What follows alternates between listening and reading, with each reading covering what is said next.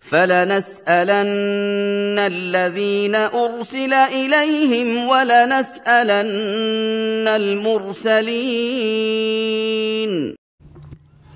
الحمد لله رب العالمين وصلى الله وسلم على نبينا محمد وعلى آله وأصحابه ومن تبعهم بإحسان إلى يوم الدين أما بعد.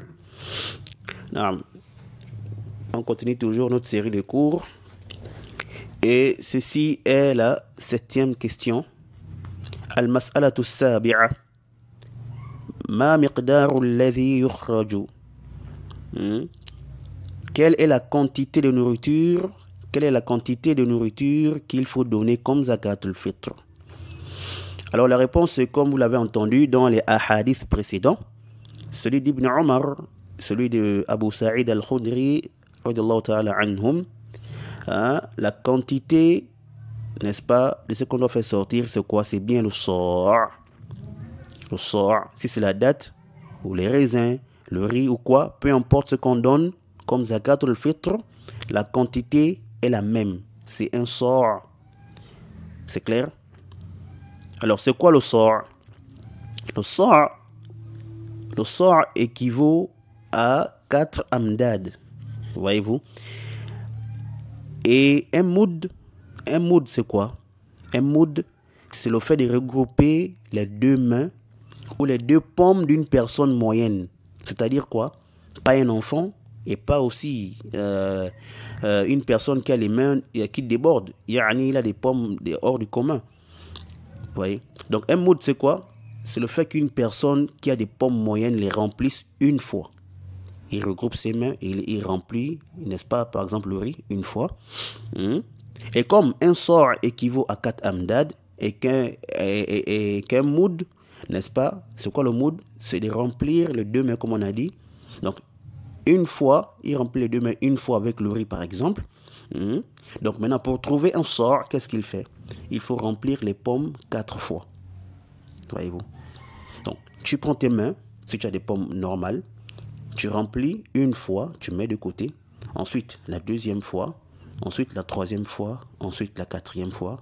Tu auras en tout regroupé 4 amdad. Voyez-vous? Et ces 4 amdad font quoi? Ce qu'on appelle un sort. Ça forme un sort. Donc cette quantité-là, c'est ça là qu'on doit donner pour une personne comme au monde de la zakat ou le fitr, le monde de la rupture. Voyez-vous? Et c'est ça que les ulama appellent, n'est-ce pas, as-sa'u nabawi, le sort prophétique. C'est ça là qui est la sunna. C'est que toi-même, n'est-ce pas, tu mesures la quantité de ce que tu vas donner en zakat ou le fitr par le sa'u nabawi. C'est clair ça? Quant à ce que certains ulama, ce que certains savants disent, qu'on doit donner par exemple 2,40 ou 2,50. D'autres même disent près de 3 kilos, comme le Cheikh Ibn Baz, rahimahullah ta'ala. Alors, on ne peut pas se baser sur ça pour dire qu'on doit donner tel nombre de kilos pour la zakat al-fitr. Non. Car eux, ils ont donné ce nombre de kilos, pourquoi? Par rapport à leur pesée. Voyez-vous? Mais est-ce que nous avons tous les mêmes pommes? Non. On peut dire que tel nombre de personnes, n'est-ce pas, on va dire ces personnes-là ont des mains moyennes ou des pommes moyennes. Voyez-vous? Leurs mains ne sont pas petites et elles ne sont pas aussi hors du commun. Mais vous êtes sûr que si on prend par exemple 5 personnes dont on juge qu'elles ont les pommes moyennes ou les pommes normales, vous êtes sûr que si chacune d'entre elles remplit ces 2 mains du riz, on va trouver le même nombre de kilos. Est-ce qu'on pourra trouver le même nombre de kilos exact chez les 5 personnes? C'est pas évident, voyez-vous. On peut juger à vue d'œil, n'est-ce pas, qu'ils sont pareils. Mais quand on va peser, est-ce qu'on va trouver le même nombre de kilos? C'est pas possible, voyez-vous. C'est pas possible. Et ce qui montre que ceux qui disent qu'il faut donner tel nombre de kilos en zakat al-fitr, ils le disent pourquoi? Ils le disent selon leur pesée ou selon le résultat de leur pesée. C'est ce que le Cheikh Ibn Uthaymin rahimahullah ta'ala a mentionné dans Fath al-Jalal wal Ikram, dans le tome 3, à la page 88. Il a dit wal muradu bis sa'i as-sa'u an-nabawi. Il dit alladhi zintuhu hasba tahriri lahu kilowan wa 40 gharama wa hadha alladhi yuqaddaru bih jami'u ma yuqaddaru بالمكيلات أو بالمكيال جميع ما يقدر بالمكيال يقدر بالصاع النبوي وهو 4 أمداد. Sincèrement, la parole du Cheikh Ibn Uthaymin, elle est bénéfique. Comment? Car il dit d'abord que ce qui est voulu par le sort, c'est quoi? Ce n'est pas n'importe quel sort, mais le sort prophétique. Jamil. Ensuite, il dit quoi? Il dit ce que j'ai pesé. Il dit quoi? Selon ce que j'ai pesé, j'ai trouvé que cela équivaut à 2 kg 40 grammes. Donc 2,40. Voyez-vous? Il dit bien, il dit quoi? Il dit bien selon ce que lui, il a pesé. Yani, il trouve quoi? 2, ou 2 kg 40 grammes. Selon le sort de ses mains à lui. Ensuite, il dit quand même, c'est ce nombre de kilos qu'on doit estimer.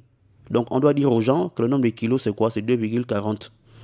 On s'est basant sur quoi? Sur la pesée d'Ibn Uthaymin. Voyez-vous? Mais les autres aussi disent quoi? Ou ceux qui disent que c'est 2,50, 2,60, 3 kilos ou un peu moins, eux aussi le disent selon le résultat de leur pesée. Maintenant, on prend pour qui, on laisse pour qui. On est confus. Voyez-vous? Voilà pourquoi ce qu'il dit à la fin de sa parole est vraiment magnifique. Il dit quoi? Il dit tout ce qu'on doit évaluer ou estimer par le poids ou la mesure, on l'estime ou on l'évalue par rapport au sort prophétique qui équivaut à 4 amdad. Ça veut dire quoi? Ça veut dire quoi? Ça veut dire que pour trouver le nombre de kilos qu'il a dit là, il faut remplir, n'est-ce pas, les mains 4 fois et les faire peser pour trouver quoi? Le poids exact. Et je pense que Wallahu ta'ala a'lam, qu'il a commencé et terminé ses propos par le sort prophétique. Pourquoi?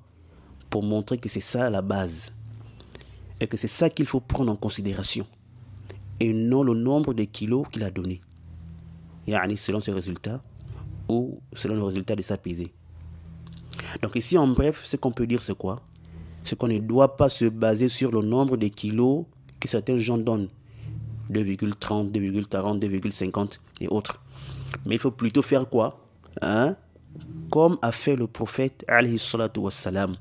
Toi-même, si tu es une personne, n'est-ce pas, qui a des mains moyennes ou des mains normales, alors tu la calcules avec tes mains. Comme on a dit.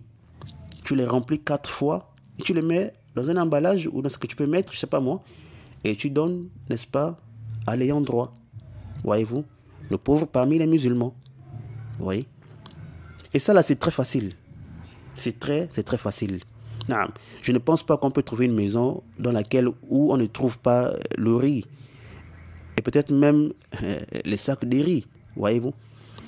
Et supposons qu'il n'y a même pas, ou qu'il n'y a pas, c'est simple. Tu achètes et tu emmènes chez toi. Tu fais comme on a dit. Voyez-vous? C'est ça la sunna. Et non de se baser sur, n'est-ce pas, la pesée des autres. Ça, c'est selon leurs mains, ou leur pesée. Ça ne s'applique pas forcément sur toi. Voyez-vous? Et peut-être même que c'est inférieur à ton sort si tu les faisais peser. Alors, voyez-vous que si ça manque, ton aumône ne sera pas accepté. Si ça a dépassé, fabiha wa ni'mat. Voyez-vous? Mais si c'est moins, alors là, ton aumône ne sera pas accepté parce que tu n'as pas donné le sort. Tu as été négligent.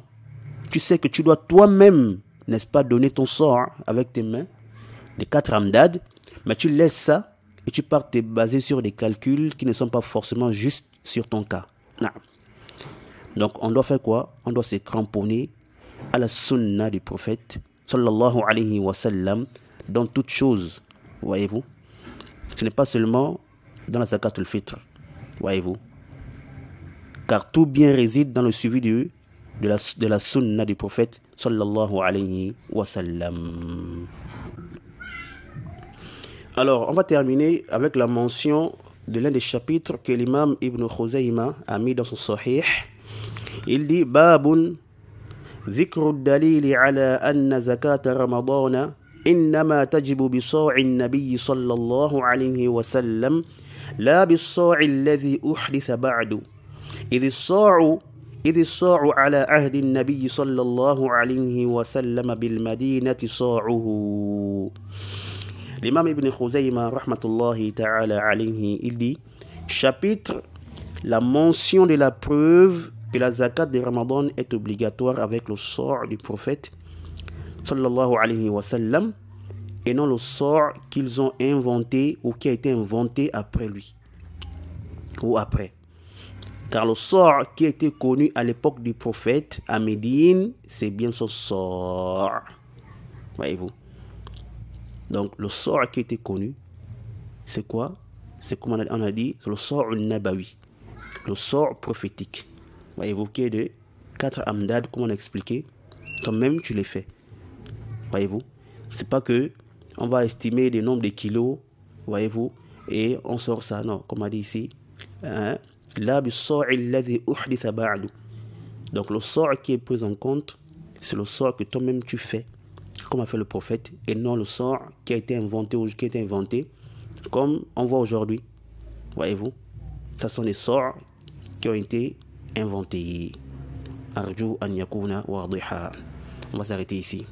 Non. وصلى الله وسلم على نبينا محمد وعلى آله وصحبه أجمعين.